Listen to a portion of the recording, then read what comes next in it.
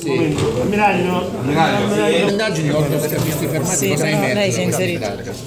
Le indagini sono state subito avviate dalla Polizia di Stato e dalla Guardia di Finanza d'intesa con la Procura della Repubblica e sono iniziate nell'immediatezza, cioè appena la nave norvegese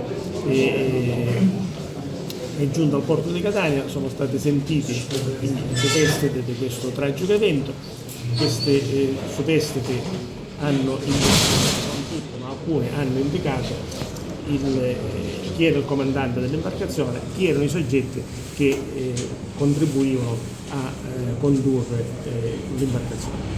E soprattutto hanno indicato chi erano i soggetti che impedivano a quei poveri disgraziati che erano nella stiva dell'imbarcazione di uscire fuori per poter respirare, perché molti hanno tentato di uscire dalla stiva per prendere aria sopra, sul ponte, ma venivano respinti a colpi di cinghia, con pedate,